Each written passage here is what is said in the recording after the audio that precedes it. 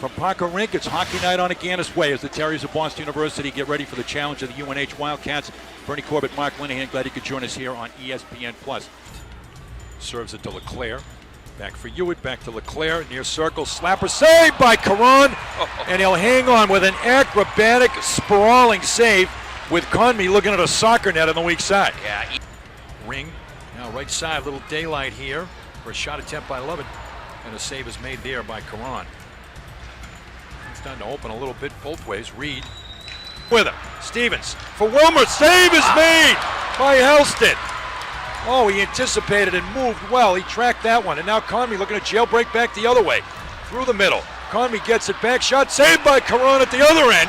And he'll... That hit off a player there in front.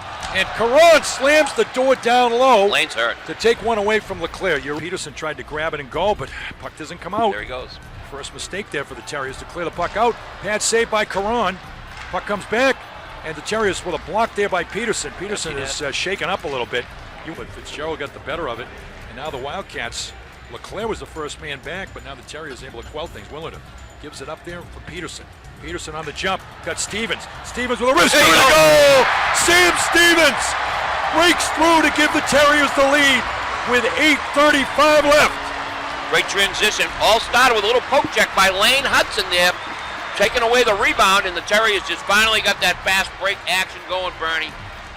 North-south.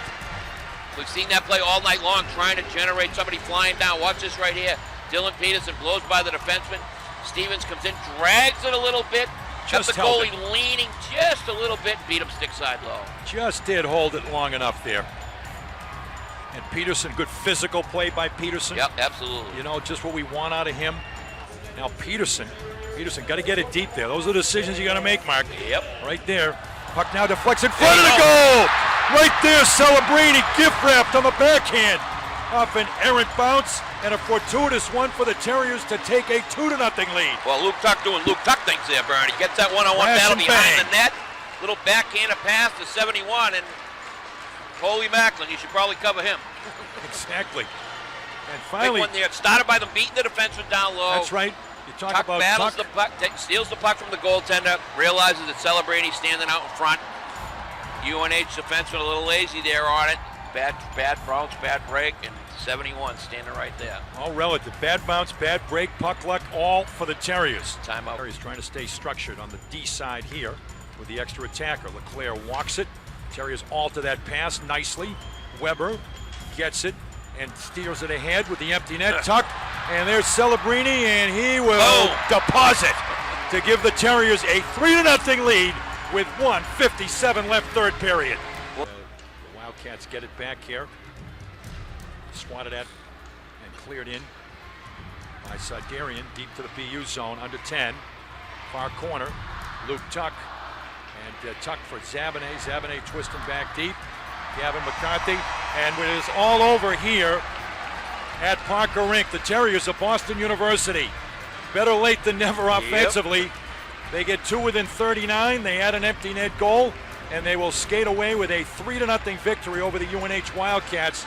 And none bigger. Well, it was. We had one guy ready to start the game. It was our goalie. For whatever reason, we weren't ready to play in the first period. I'll take some responsibility. I didn't have our guys ready, and what to expect from UNH. Similar to the last game we played them, they come hard. They play hard. They pressure you, and we weren't ready for it in the first period. I thought we got our game going a bit in the second, and we found a way to win. So again, like our guys, when it comes crunch time, they dig in and they find ways to win.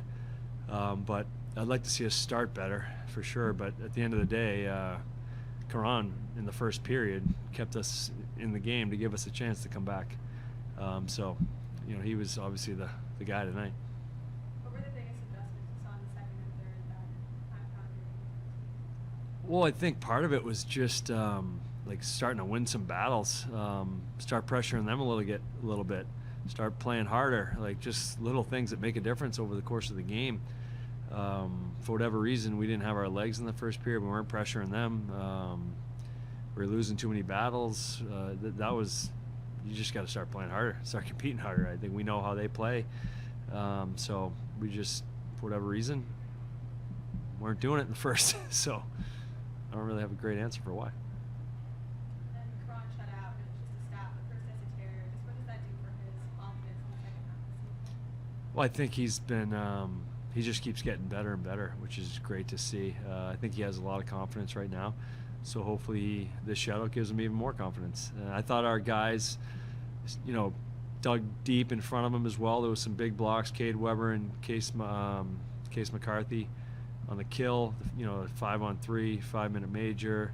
And even at the end of the game, I don't know how many blocks those two ended up with, but they got to have at least half a dozen each. So very impressive from those two guys as well. Just how far have you seen this go since that first Well, watching the first period, I didn't think very far, but yeah, we found a way and found our game a little bit more. And they still played very well, but it was nice to be able to find a way to get one, and then it seemed like we got a little life, got another one pretty quickly, and finished them off. Lane left, but down this penalty came back. Is he fine? He'll be evaluated. I think he's fine. He came back out, so I actually haven't even checked in yet with the trainer to see, but he seemed fine when I saw him in the room after the game. You talked about Karan's game, just the PK in particular. Is that maybe the only highlight of the first period? Yeah, the PK was excellent. It's been getting better. To have a 5-on-3 for that long and kill it off is, pretty impressive. And I think Weber and McCarthy stayed out there for most of the 5-on-3 part. Stevens is always a great killer. Green, everyone that killed tonight did a heck of a job. So yeah, that was probably the highlight of the first period, is killing some penalties. And then Mike said that obviously it was a 3-0 loss, but he didn't feel like it was a 3-0 loss in the course of the what did you think? I agree with him. I mean, first period they could have certainly been up and had the lead. There's no question about it. And even they had some other pretty good chances as well. Even in the third, I thought we turned some pucks over and gave them some chances again in the third period. And again, Chewy came up big. So, yeah, it's a 3-0 game, but was it closer than that? For sure it was. I mean, it could have been the other way, no doubt. Sam Stevens just loves scoring from the off now. How important has he been? Steve-O is he's just, you know what you're going to get every night from him. He's consistent. He plays the game the right way. He does a little bit of everything for us. And lately the puck's going in for him, which is great to see. I know everyone likes scoring, right? And obviously he's used a lot in defensive responsibility roles. But it's nice to see him get on the board too, because he is capable of contributing offensively as well. And you've seen that the last couple of games, which is great to see. Heading to Vermont next week, and how important is he getting the full 6 months going into this season? I think I haven't thought that far ahead. I mean, it's we got to just go up there and make sure we're playing our game the right way. That's the important thing. I still feel that we got more to give here as a group. Again, the consistency piece for me is still the bit of the issue where we can't find a way to play a full 60 minutes the right way. It's only happened maybe once or twice the whole year. What are we, 18, 19 games in? So we've got to get better here. Thank you.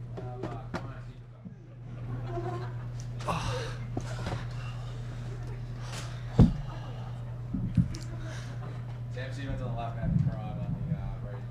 Just please address the players when you ask the question. Matthew, your first shutout as a Terrier, what does that mean to you? Yeah, I mean, kind of a few close games this year where it was one goal, kind of just goes in last period, but obviously it's just fun to have one of those games where really nothing gets by you. How do you remain calm after this period? Honestly, if anything, it calms me down more.